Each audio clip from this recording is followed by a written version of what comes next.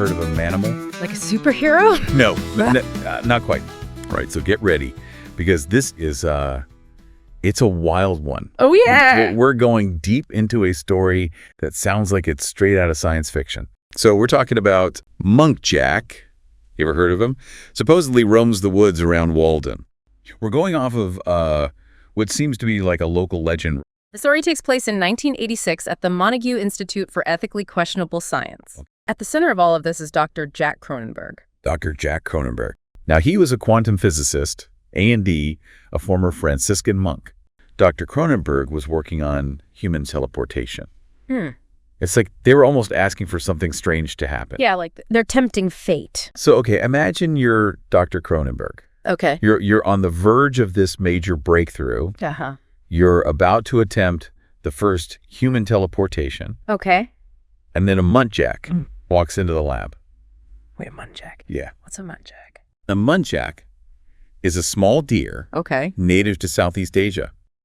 But there it was, wandering right into the teleportation pod. Oh.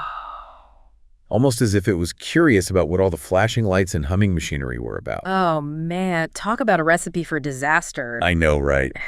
And that's exactly what happened. The lab explodes. Oh, my God. That's this surge of energy. And what emerges from the wreckage is not quite Dr. Cronenberg and not quite a muntjac either. So what was it?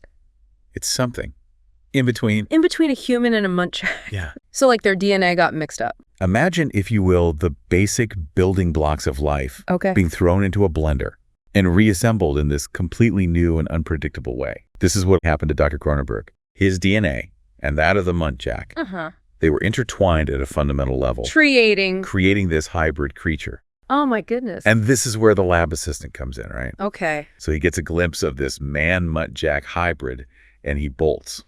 I mean, can you blame him?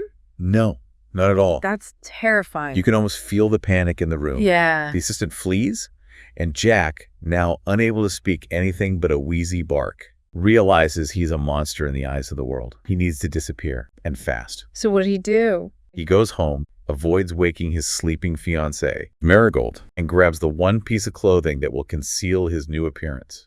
What was it? That? His old monk's habit. Oh, wow. So he ends up hiding out in the woods around Walden. And the story, it turns into these whispers and rumors. Classic cryptid stuff. People catching glimpses, making up stories. Yeah, like seeing him foraging for food, munching on flowers in people's gardens, or just standing by the road at night, just watching. Spooky. But then what happens with Marigold? What about their relationship? She doesn't abandon him. Not at all. Wow. She keeps visiting him in the woods, keeping their connection alive. I mean, think about that. The strength of that love, to stay with someone who's gone through such a radical transformation. The story goes that they actually had children. Wait, they had kids? Human muntjac kids? 2 of them. Apparently both inheriting their dad's unique features. And get this, they were each born wearing a monk's habit. Whoa, what kind of life did those kids have?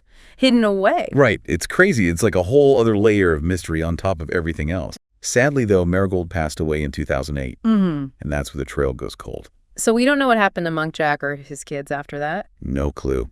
It's still out there, still in the woods somewhere. Muntjac, tragic figure. A man caught between 2 worlds. A living, breathing reminder of what can happen when scientific ambition goes too far. Right, when it goes unchecked. So next time you're out in the woods, keep your eyes peeled. You never know, right? Maybe Muntjac is out there, watching us, a living legend hidden in plain sight. It makes you wonder, doesn't it? And on that note, we'll leave you to ponder the mysteries of Muntjac.